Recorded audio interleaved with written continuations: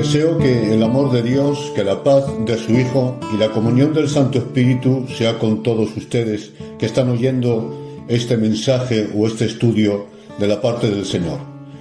Quiero hoy exponer un tema muy importante que ha generado y genera controversia en la Iglesia de Cristo en este tiempo. Me refiero al papel de la mujer en la Iglesia del Señor. Quiero empezar afirmando que Dios sí cuenta con las mujeres espirituales para usarlas en su obra.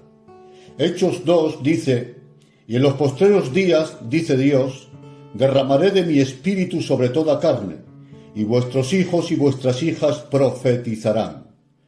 Vuestros jóvenes verán visiones, y vuestros ancianos soñarán sueños, y de cierto sobre mis siervos y sobre mis siervas, ahí está, y sobre mis siervas derramaré de mi espíritu y profetizarán.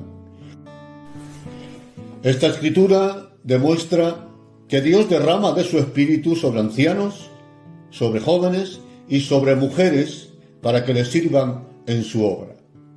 Pablo también resalta a varias mujeres por la gran labor que hicieron en la Iglesia del Señor en el primer siglo.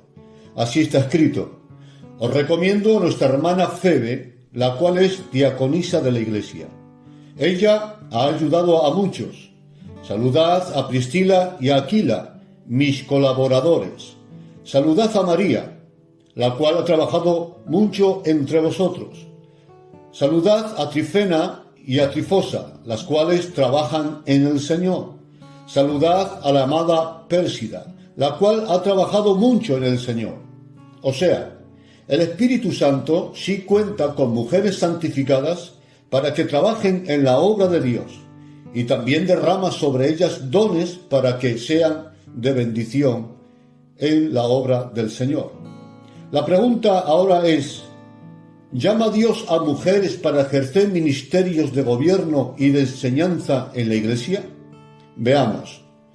Todo aquel que haya leído con atención las Escrituras se habrá dado de cuenta de algo muy significativo.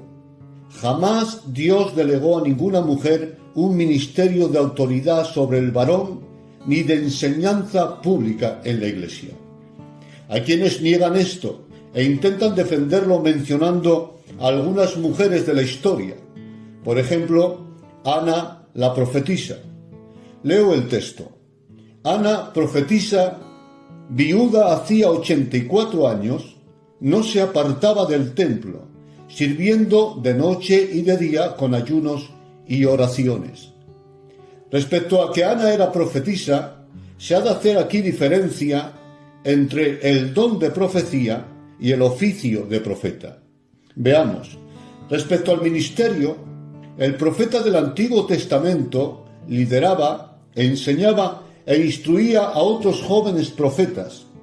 También los profetas ungían reyes, ejercían autoridad sobre el pueblo, establecían ministerios de gobierno y ejecutaban la justicia divina. Sin embargo, Ana, como ninguna otra mujer, podía hacer nada de lo mencionado. Ni siquiera asistían a la escuela de profetas. Una mujer podía y puede recibir el don de profecía, y está limitado solo a dar la profecía. Pero el oficio o ministerio de profeta solo era dado a varones escogidos por Dios, como dijo Dios a Jeremías: mira que te he puesto en este día sobre naciones y sobre reinos, y te he dado autoridad para arrancar y para destruir, para arruinar y para derribar, para edificar y para plantar. Notad, hermanos, que Dios empieza diciendo a Jeremías: yo te he puesto. O sea, los profetas son llamados y puestos, plantados sobre pueblos para ejercer autoridad, mientras que el don profético se recibe y se limita a profetizar.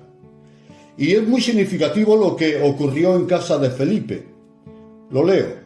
Este tenía 4 hijas doncellas que profetizaban, y estando Pablo en casa de Felipe, descendió de Judea un profeta llamado Agabo, que tomando el cinto de Pablo y atándose los pies y las manos, dijo: esto dice el Espíritu Santo: Así atarán los judíos en Jerusalén al varón de quien es este cinto. Hermanos, ¿acaso Dios no podía haber usado a alguna de las 4 doncellas que tenían el don profético? Por supuesto que sí.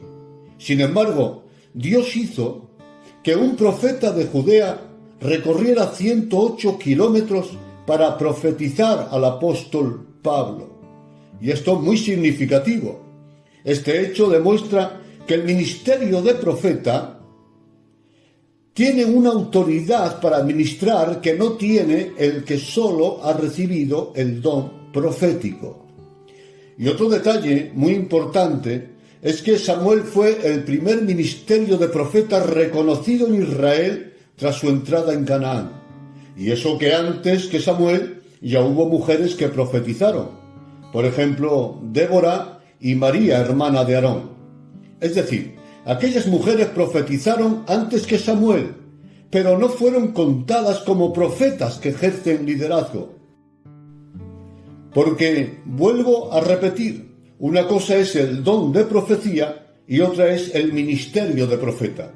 Solo este último puede ejercer liderazgo y autoridad de gobierno. Por tanto, Ana profetizaba, pero no ejercía el ministerio o liderazgo de profeta. Quienes están a favor del liderazgo de la mujer también menciona a la mujer samaritana y a María Magdalena para justificarlo. Dicen que estas dos fueron predicadoras, pero esto no es más que forzar las escrituras a que digan lo que queremos que digan. ¿Acaso fueron ellas comisionadas por Cristo para predicar el Evangelio como fueron, por ejemplo, los apóstoles? ¿Fueron estas mujeres constituidas como maestras en alguna congregación? ¿Fueron establecidas para liderar o ejercer autoridad sobre una iglesia? Por supuesto que no. Ni siquiera había nacido la iglesia. Lo único que la samaritana hizo fue contar su experiencia con Jesús. Y en el caso de María Magdalena, dar la noticia de que Jesús había resucitado. ¿Dónde está aquí el liderazgo? ¿Dónde dice que ellas fueron pastoras o maestras? En ningún lugar. Y por supuesto que todos los cristianos debemos hacer lo que hicieron estas dos mujeres, anunciar que Cristo es el Mesías prometido y que ha resucitado de entre los muertos. Como está escrito, vosotros sois pueblo adquirido para anunciar las virtudes de aquel que os llamó de las tinieblas a su luz admirable. Pero es que evangelizar no es ser ungido como evangelista. Por eso, aunque toda la iglesia del primer siglo evangelizaba y testificaba, la Escritura destaca que Felipe era llamado Felipe el Evangelista. Y claro, como evangelista, Dios hacía milagros y enseñaba, oía al Señor la palabra y echaba demonios a través de él. Luego, toda la iglesia evangelizaba, pero Felipe había recibido el ministerio de evangelista. Y no podía faltar Débora, la preferida de quienes defienden que Dios llama a la mujer al ministerio. Leemos Jueces 4:4. Gobernaba en aquel tiempo a Israel una mujer, Débora, profetisa, y acostumbraba sentarse bajo la palmera de Débora, y los hijos de Israel subían a ella a juicio. En lo que respecta a Débora, debemos tener en cuenta varias cosas. Débora no es nombrada cuando se menciona la lista de los jueces. Me explico. Cuando Samuel hizo un repaso de la historia reciente de los jueces, omitió a Débora y solo mencionó a hombres, y entre ellos a Barak, contemporáneo de Débora. También el escritor de la carta a los Hebreos hace un repaso de varios jueces y de nuevo omite a Débora. Sin embargo, sí menciona a Barak, contemporáneo de Débora. O sea, que el hecho de que se omita a Débora cuando se hace un repaso de los jueces es porque su gobierno no era el ejercicio de autoridad sobre el varón, sino que estaba limitado al don profético. Y como hemos dicho antes, si Samuel, que vivió poco después de Débora, fue el primer ministerio de profeta reconocido en Israel, entonces Débora no pudo haber ejercido el oficio o el ministerio de profeta. Pero aun suponiendo que Débora gobernara como juez en Israel, debemos tener en cuenta que el libro de Jueces es el libro de las excepciones, ya que fue un tiempo de gran apostasía en Israel.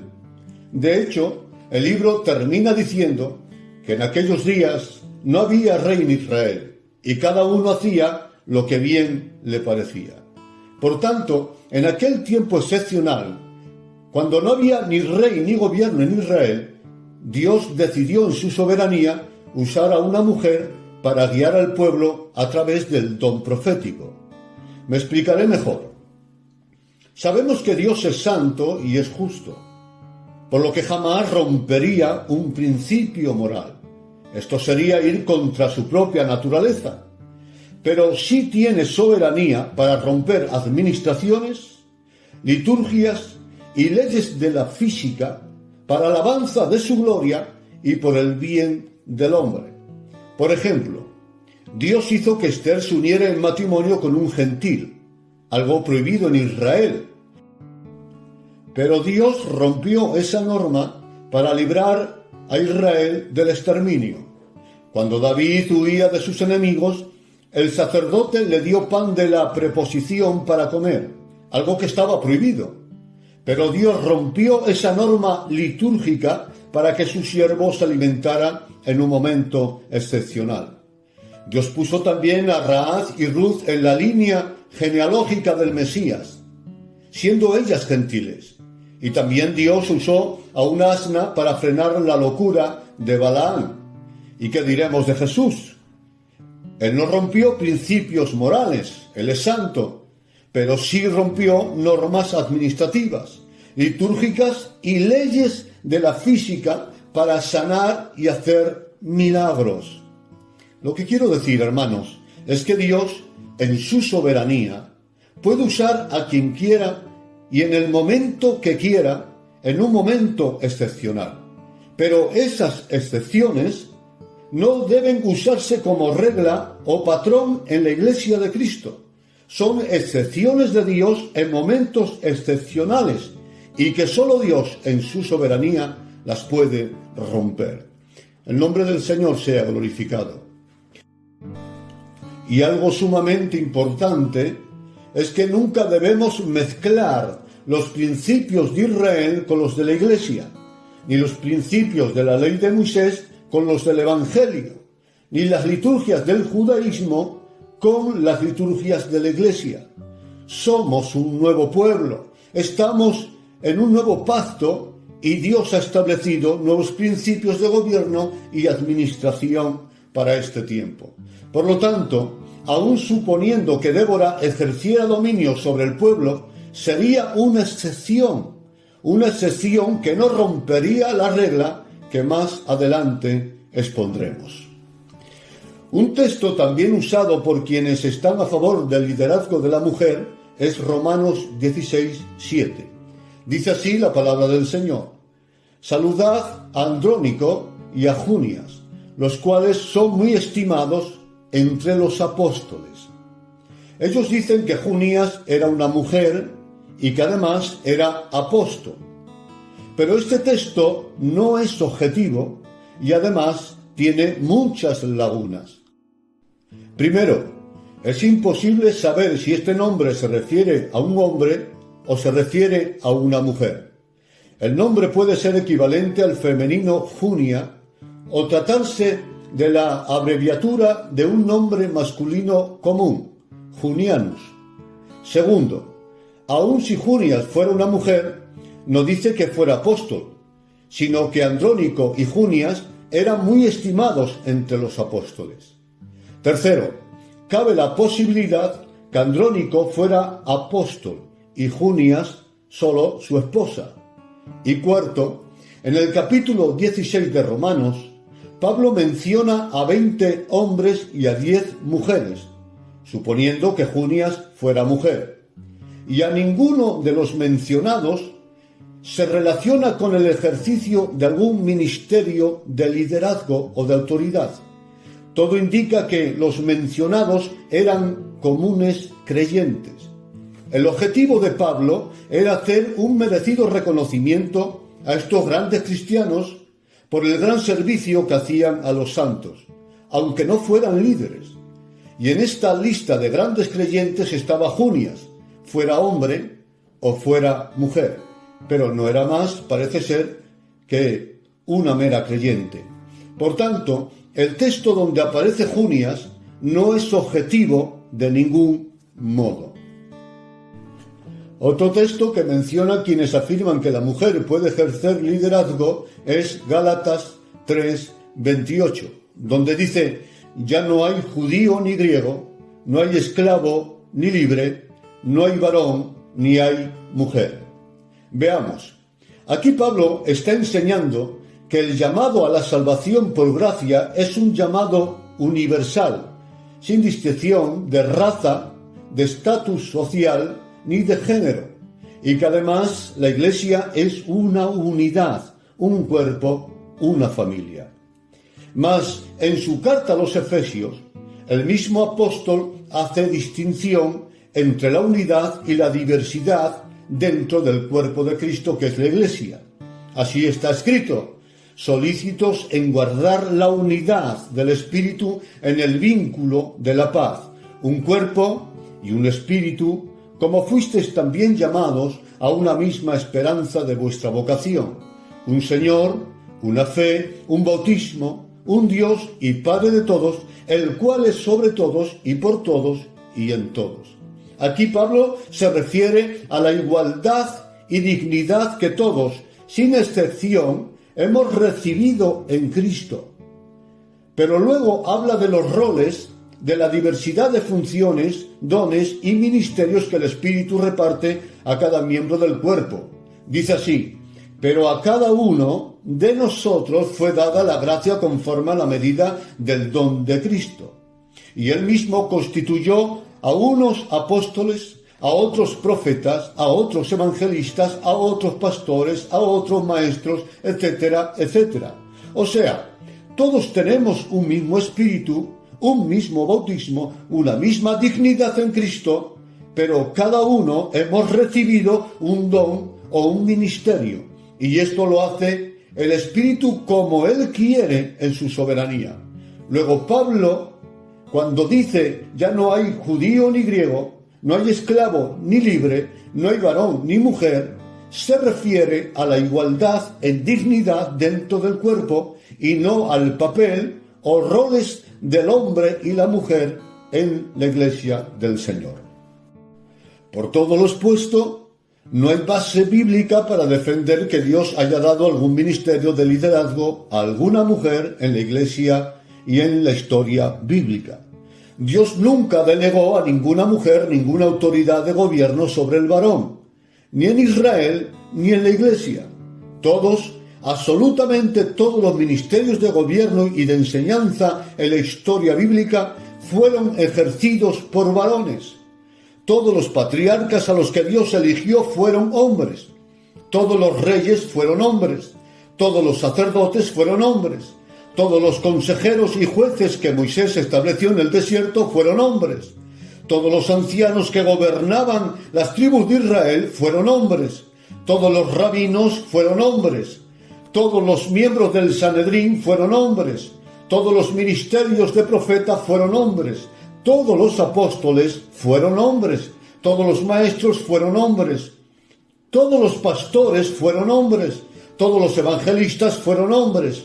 Los apóstoles del Cordero fueron hombres. Los 70 enviados por Cristo a predicar fueron hombres. Los autores reconocidos que fueron inspirados para escribir las Sagradas Escrituras también fueron hombres. Es cierto que sus esposas les siguieron, les ayudaron en sus flaquezas, les corrigieron en sus errores y fueron usadas por el Espíritu Santo para que los propósitos de Dios se cumplieran en ellos y a través de ellos. Aquellas mujeres hicieron un gran papel como ayudas idóneas y serán premiadas en la eternidad, pero ninguna de ellas lideraron o ejercieron un liderazgo de autoridad. Ahora bien, además de esta realidad histórica, las Escrituras enseñan de forma clara cuál es el rol de la mujer, tanto en la familia como en la iglesia. Y vamos ahora a estudiar unos textos claros que hablan del tema que estamos hoy exponiendo. Leemos primera de Timoteo 3, 14 y 15 y 2, 11 a 15. Dice así: Estas cosas te escribo, Timoteo, para que si tardo sepas cómo debes conducirte en la casa de Dios, que es la iglesia del Dios viviente. La mujer aprenda en silencio, con toda sujeción, porque no permito a la mujer enseñar, ni ejercer dominio sobre el varón, sino estar en silencio. Porque Adán fue formado primero, después Eva. Y Adán no fue engañado, sino que la mujer, siendo engañada, incurrió en transgresión. Analicemos estos textos. Primero, estas cosas te escribo para que si tardo sepas cómo debes conducirte en la casa de Dios. Pablo escribe al pastor Timoteo para darle instrucciones sobre cómo debe gobernar la iglesia y cuáles son los principios que debe establecer en ella. Y entre otras cosas, le informa sobre el rol de la mujer en la iglesia.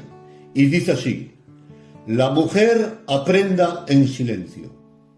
A la mujer, por lo tanto, se le concede aprender, instruirse, conocer la sana doctrina, pero en silencio. O sea, no le es permitido enseñar. Sigue diciendo, con toda sujeción.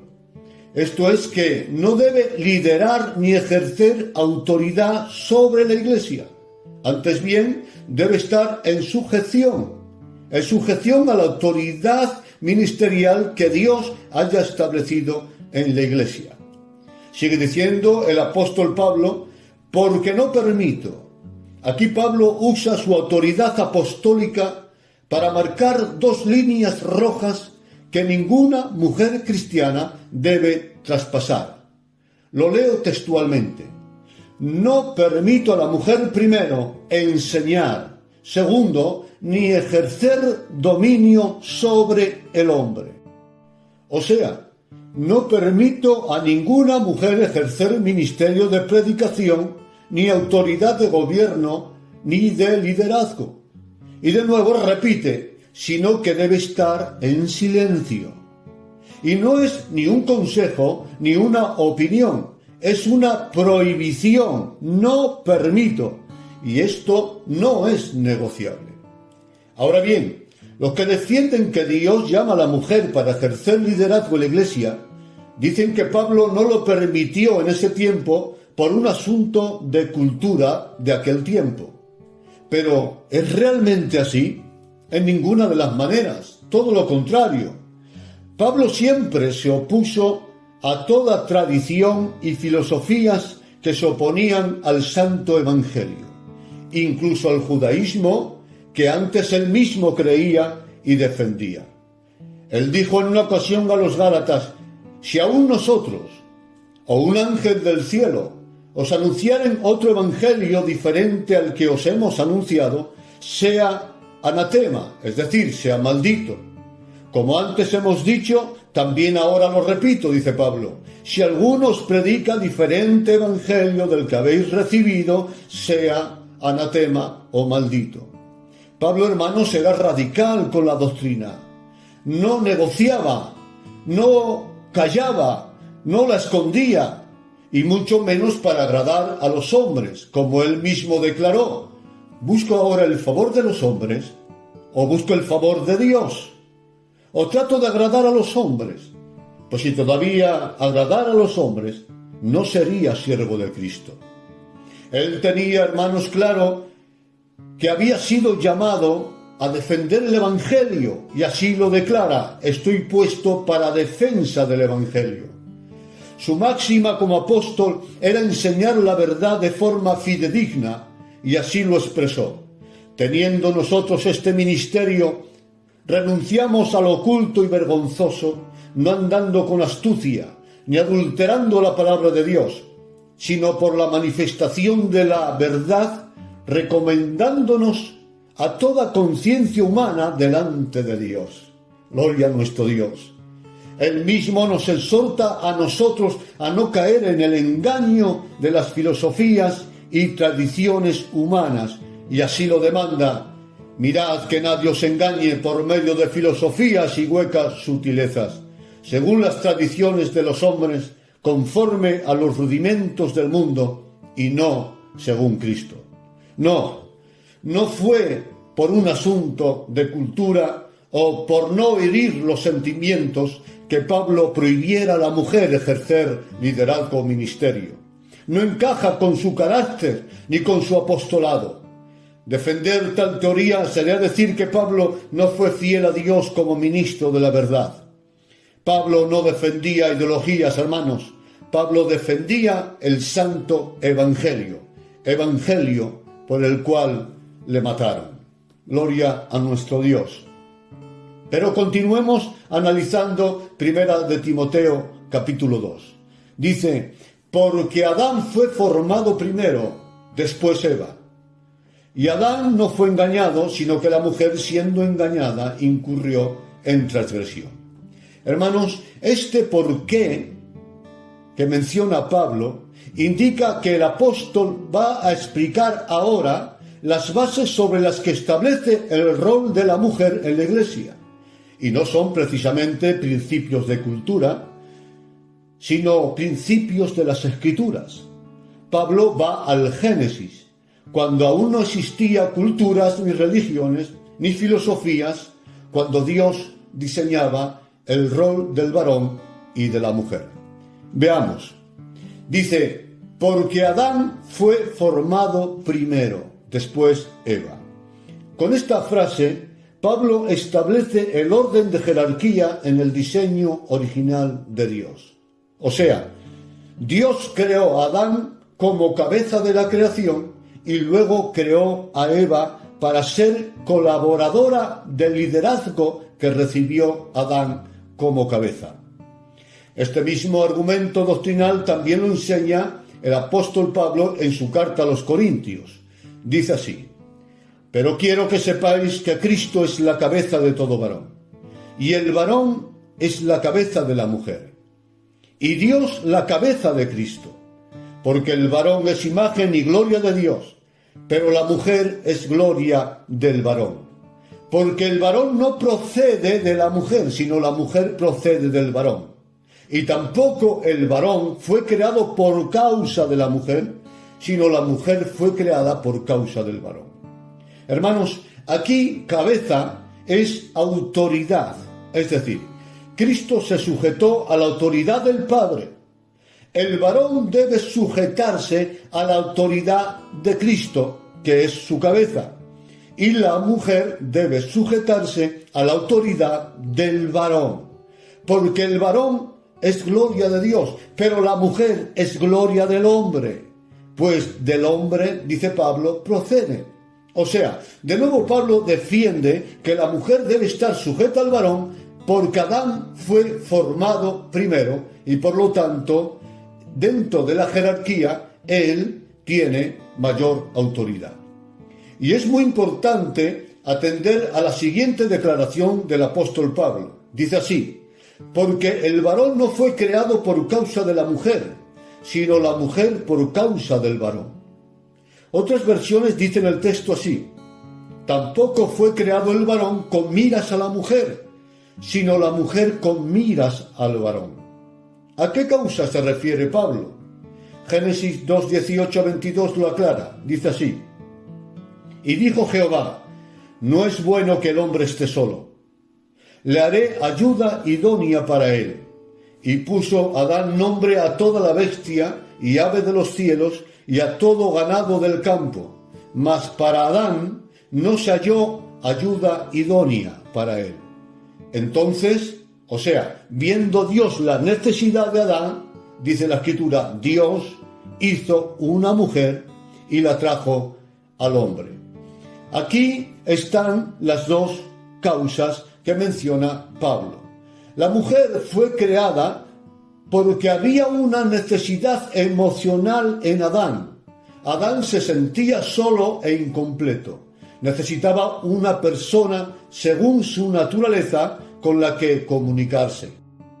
Y segundo, Dios creó a Eva porque Adán necesitaba una ayuda idónea, un complemento imprescindible para que Adán pudiera realizar la comisión de Dios. Y Eva, como cualquier mujer de Dios, fue esa ayuda idónea, perfecta para el hombre de Dios. Y así la recibió Adán. Esto es ahora hueso de mis huesos y carne de mi carne. Esta será llamada varona, porque del varón fue tomada. Adán la recibió, pero no para dominarla, sino para amarla y compartir con ella su labor como cabeza de la creación. Pero entendiendo que el liderazgo lo tenía Adán y no Eva. Segundo argumento que Pablo expone: Adán no fue engañado, sino que la mujer, siendo engañada, incurrió en transgresión. Algunos opinan que Pablo está diciendo aquí que la mujer no debe liderar porque es más vulnerable, o como dijera el apóstol Pedro, es vaso más frágil, y que precisamente esa fuera la causa por la que el maligno fue a Eva y no a Adán. Lo que sí está bien definido en Génesis 3:16 es que la transgresión de Eva tuvo su consecuencia. Dice así: y dijo Dios a la mujer, a tu marido será tu deseo, y él se enseñoreará de ti. Otras versiones citan el texto de la siguiente manera: a la mujer dijo, él tendrá autoridad sobre ti. Otra versión dice, a la mujer dijo, a tu marido estará sujeta a tu voluntad, y él será tu Señor. Hermanos, como vemos, Pablo no fundamenta el rol de la mujer y del varón en ideologías, sino en las Escrituras, en el Génesis.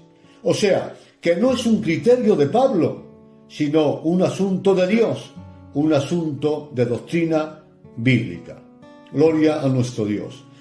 Leemos ahora 1 Corintios 14, 33 a 40. Dice así: Dios no es Dios de confusión, sino de paz. Como en todas las iglesias de los santos, vuestras mujeres callen en las congregaciones, porque no les es permitido hablar, sino que estén sujetas, como también la ley lo dice. Y si quieren aprender algo, pregunten en casa a sus maridos, porque es indecoroso que una mujer hable en la congregación. Si alguno se cree profeta o espiritual, reconozca que lo que os escribo son mandamientos del Señor. Mas el que ignora, que ignore. Analicemos estos textos de Corintios. Primero, dice, vuestras mujeres callen en las congregaciones y estén sujetas. De nuevo Pablo, como instruyó a Timoteo, ordena que las mujeres deben guardar silencio en las congregaciones. Quienes están a favor de que la mujer ejerza liderazgo dicen que callar en las congregaciones se refiere a que no deben murmurar o hacer ruido o molestar en los actos religiosos. Pero tal interpretación no se sostiene de ninguna manera, pues entonces los varones sí pueden molestar en los cultos, sí pueden murmurar en los actos religiosos. Por supuesto que no. Aquí la frase porque no les es permitido hablar está relacionado con lo que viene después, sino que estén sujetas. Esto implica no enseñar en la iglesia ni ejercer autoridad. De hecho, varias versiones bíblicas citan el texto de la siguiente manera: las mujeres cállense en las asambleas, que no les está permitido tomar la palabra, antes bien deben estar sumisas. Y sigue diciendo el apóstol, y si quieren aprender algo, pregunten en su casa a sus maridos, porque es indecoroso que una mujer hable en la congregación de los santos. Esta frase da aún más fuerza al argumento de que Pablo prohíbe a la mujer ejercer la enseñanza pública en la Iglesia, pues si no les es permitido ni siquiera preguntar sobre la doctrina en la Iglesia, ¿cómo podemos pensar que la mujer puede ejercer el ministerio de enseñanza o de gobierno en la Iglesia? Es improcedente. Pero volvamos a 1 Corintios 14.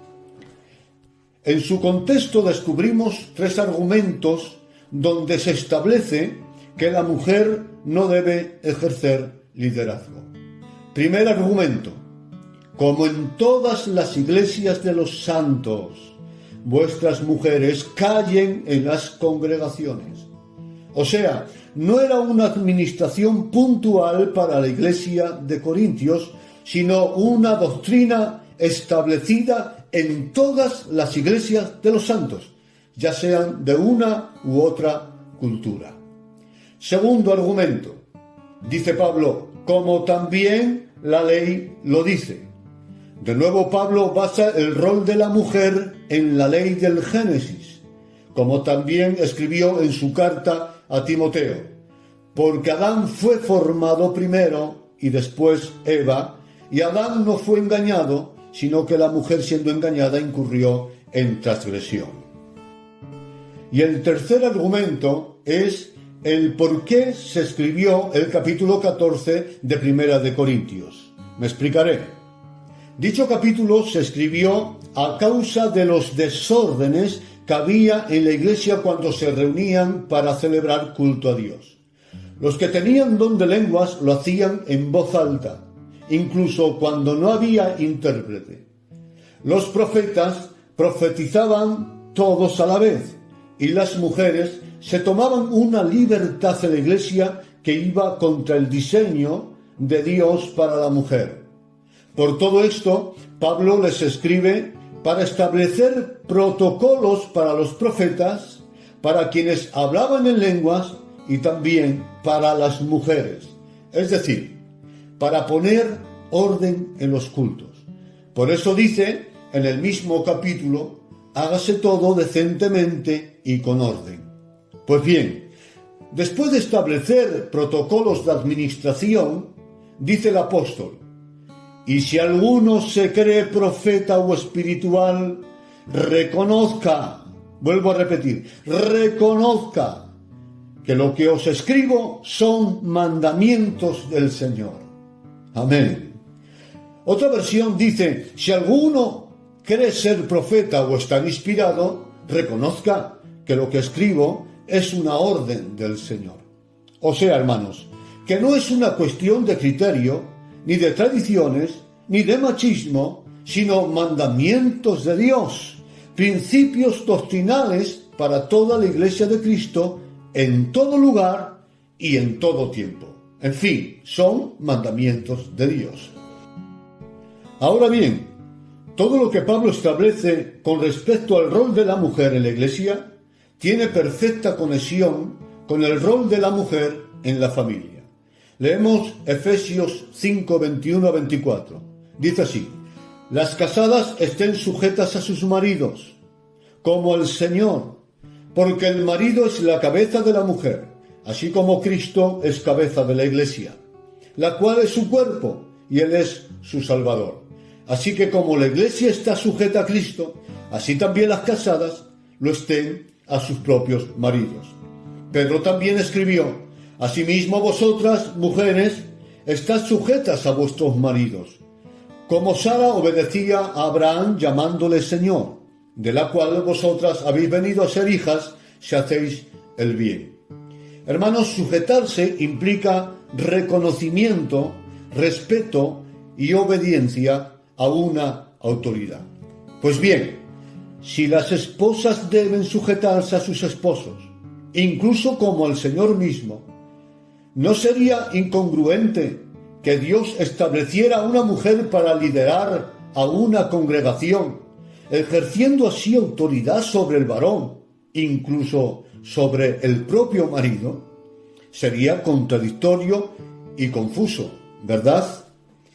Pero miren lo que enseña las Escrituras respecto a José y María en lo que respecta al rol del hombre y de la mujer en la familia.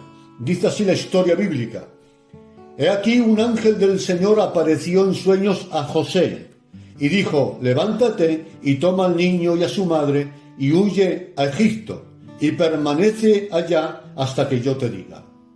Y así lo hizo José y se marcharon a Egipto. Y sigue diciendo la historia: pero después de muerto Herodes, he aquí que un ángel del Señor apareció de nuevo a José en Egipto, diciendo lo siguiente: levántate, toma al niño y a su madre y vete a la tierra de Israel, porque han muerto los que procuraban la muerte del niño. Esto, hermanos, es revelador y muy importante, pues cuando María aún era una doncella, Dios le habló a ella a través del ángel Gabriel. Pero cuando ya se estableció el matrimonio, Dios ya no se dirigía a María, sino a José, a la cabeza, a la autoridad del hogar, dándole al varón la autoridad de liderar y de gobernar. Dicho de otra manera, Dios estableció un rol en la familia y en la iglesia, y Él mismo lo respeta como no podía ser de otra manera. Amén. Vamos ahora a un último argumento bíblico. Lo hallamos en los requisitos para ejercer labores y ministerios en la Iglesia de Cristo. Veamos. Primero, requisitos para los diáconos. Los diáconos asimismo deben ser honestos, sin doblez, no dados a mucho vino, no codiciosos de ganancias deshonestas, que guarden el ministerio de la fe con limpia conciencia. Las mujeres igualmente sean honestas, no calumniadoras, sino sobrias y fieles en todo. Segundo, requisitos para los obispos. Es necesario que el obispo sea irreprensible, marido de una sola mujer, sobrio, prudente, decoroso, hospedador, apto para enseñar y que gobierne bien su casa. Tercero, requisitos para los ancianos. Estos eran ministerios locales que tenían autoridad de gobierno. Dice así: por esta causa te dejé en Creta, para que corrigieses lo deficiente y establecieses ancianos en cada ciudad, así como yo te mandé. El que fuere irreprensible, marido de una sola mujer, y tenga hijos creyentes que no estén acusados de disolución ni de rebeldía. Hermanos, en las escrituras leídas, Pablo establece los requisitos para ejercer el diaconado, el obispado y el ministerio gobernativo de anciano. Y cuando se refiere a los requisitos para el diaconado, menciona a hombres y mujeres, porque el diaconado puede ser ejercido por hombres y por mujeres. De hecho, nuestra hermana Febe fue diaconisa de la Iglesia en el primer siglo. Sin embargo, hermanos, cuando establece los requisitos para obispos y ancianos, estos son ministerios de gobierno y de enseñanza, omite a la mujer. Ya no pone a la mujer, sino que establece que solo el hombre puede tomar esta labor de gobierno y de enseñanza. Queridos oyentes, digo con sinceridad que si en las Escrituras hubiera argumentos claros que demostraran que Dios realmente también puede llamar a una mujer a liderar, a enseñar o a gobernar en la Iglesia de Cristo, créanme, lo aceptaría y me sujetaría con toda humildad. Sería mi deber como cristiano. Sin embargo, hermanos míos, las Escrituras establecen, y sin ninguna duda además, que Dios no llama a ninguna mujer a liderar. Que ninguna mujer puede ni debe ejercer ninguno de los 5 ministerios que Pablo menciona en su carta a los Efesios, sino que estén sujetas, como también la ley divina lo dice. No es un asunto ni de machismo, ni de cultura, ni de menosprecio a nuestras hermanas en la fe. ¿Qué va? Es un asunto de doctrina, un asunto de Dios. Y quien niega esto no es porque no haya luz en las Escrituras, que la hay y en abundancia, sino porque o bien no ha profundizado en ellas, o bien porque no hay humildad para reconocer que lo que hemos expuesto en esta hora son mandamientos de Dios. Y a esta actitud de rebeldía se refería Pablo cuando dijo: si alguno se cree profeta o espiritual, reconozca que lo que os escribo son mandamientos del Señor. Mas el que ignora, ignore. O sea, Pablo está diciendo, el que quiera negarlo, que lo niegue. Pero lo que os he enseñado, Corintios, es lo que Dios ha establecido. Hermanos, no sujetarse a los diseños de Dios tiene consecuencias.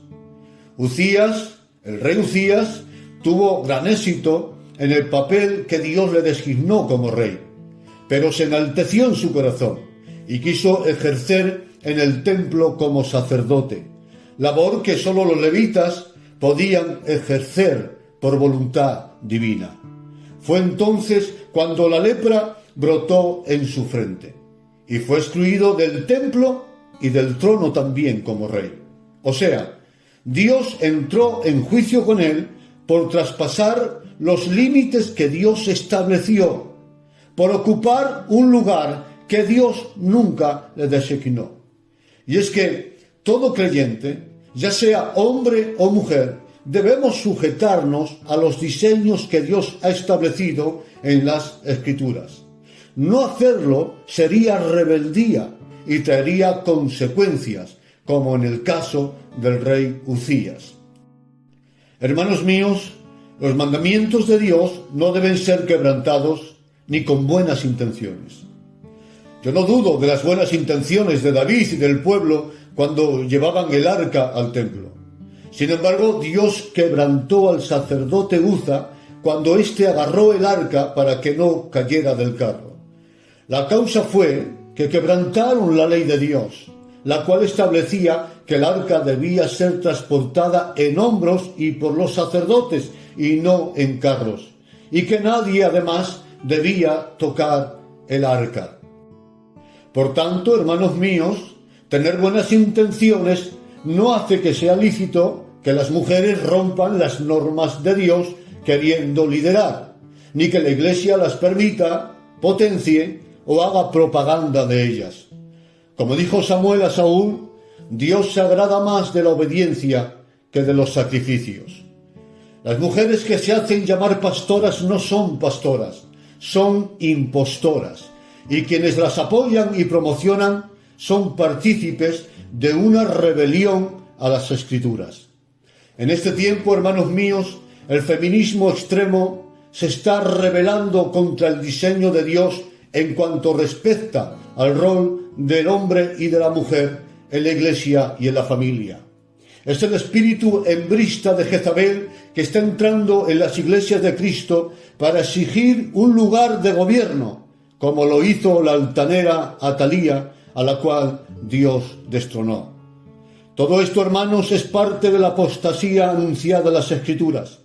En los últimos tiempos no soportarán, dice Pablo, la sana doctrina. Y ciertamente el hembrismo o el feminismo extremo no soporta esta doctrina de humildad y sumisión bíblica. Como dijera Judas, rechazan la autoridad y blasfeman de las potestades superiores. Pero la mujer de Dios, la mujer espiritual, no se rebela contra el diseño de Dios, ni protesta, ni se queja. Antes bien reconoce las autoridades, se sujeta a ellas y las potencia con sus oraciones. Y además lo hace con gozo. Pero, hermanos míos, no quiero cerrar este estudio sin antes hablar de algunos aspectos importantes que son necesarios mencionar. Primero, ser varón no implica que todo varón pueda ejercer liderazgo en la Iglesia, sino solo aquellos que sean llamados por Dios en su soberanía. Pablo dijo: todas estas cosas las hace uno y el mismo Espíritu, repartiendo a cada uno en particular como Él quiere. O sea, el Espíritu Santo es el administrador de las riquezas de la gracia, de los misterios y de los dones. Segundo, el rol que Dios ha establecido en la familia y en la Iglesia no es una aprobación al machismo, lo cual Dios aborrece. Pablo dice: maridos, amad a vuestras mujeres, así como Cristo amó a la Iglesia y se entregó a sí mismo por ella. Dios ordena a los maridos que amen a sus mujeres, y en el amor no hay tiranía ni machismo, ni esclavitud ni desprecio.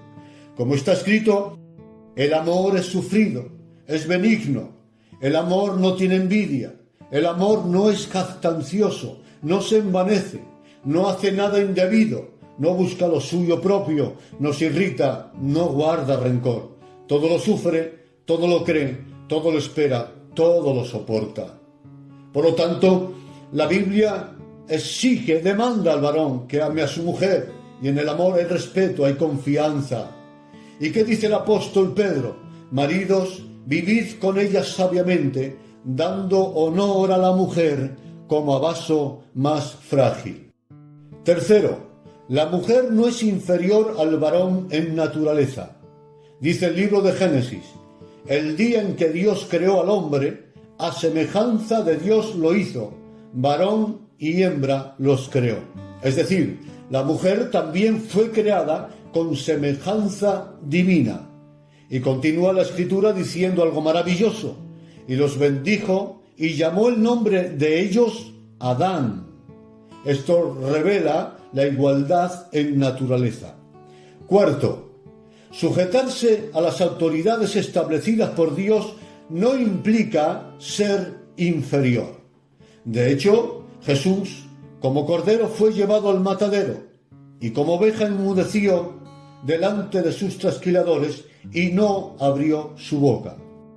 Jesús se sujetó a la autoridad del Padre, y a la autoridad del Espíritu, y a la autoridad de sus padres terrenales, y a la autoridad de Juan el Bautista, y a la autoridad de la ley de Moisés, y a la autoridad de Roma, y a la autoridad de Pilatos. ¿Implica eso que Jesús era inferior a ellos? Claro que no. Jesús era y es Dios soberano en el cielo, en la tierra y debajo de la tierra. Luego, esto implica que obedecer las autoridades y sujetarse a ellas con humildad no significa ser inferior en dignidad. Todo lo contrario, la humildad y la obediencia engrandece al hombre y a la mujer. Una mujer de Dios que se sujeta con humildad al diseño divino no es menos que un apóstol, o que un maestro, o que un pastor. A todos los miembros del cuerpo de Cristo se nos ha dado la misma dignidad de hijos. Como está escrito: no hay judío ni griego, no hay esclavo ni libre, no hay varón ni mujer, porque todos vosotros sois uno en Cristo Jesús.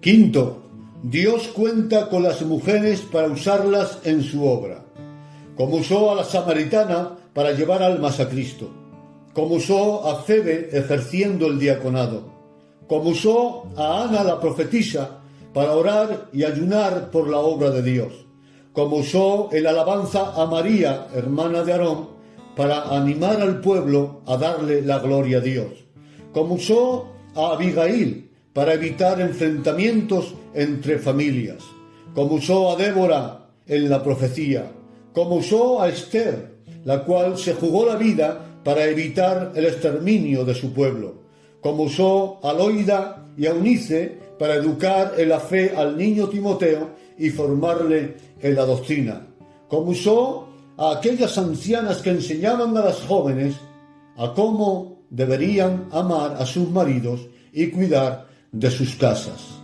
Hermanos, en nuestra misión Filadelfia contamos con un ejército maravilloso de mujeres santas y maduras, que pueden ser potencialmente usadas por Dios para hacer tambalear el reino de las tinieblas, para provocar avivamientos y para hacer que el reino de Dios avance y se extienda. Y de ningún modo debemos arrinconarlas. Ruego, por tanto, a la misión a la que pertenezco, que evitemos ser influenciados por ese espíritu machista arraigado a nuestra cultura, el cual puede estar evitando que Dios use a esas mujeres llenas del Espíritu Santo.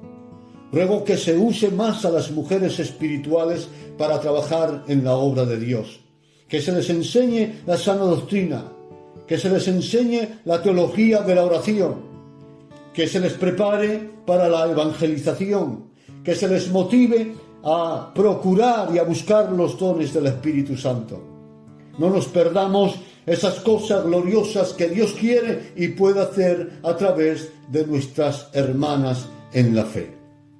Pero también ruego a nuestra misión Filadelfia que nunca se conceda a ninguna mujer ningún ministerio de liderazgo, de autoridad sobre el varón, ni de enseñanza pública en la Iglesia. Que contemos con nuestras hermanas en la fe para trabajar en la obra del Señor, pero siempre dentro del diseño bíblico para la mujer y el varón, sin traspasar los límites que las Escrituras marcan de forma clara. Nunca cedamos a la influencia social, ni a la presión de otras denominaciones, ni a la presión de esas personas que dentro de nuestra misión no se sujetan al modelo bíblico.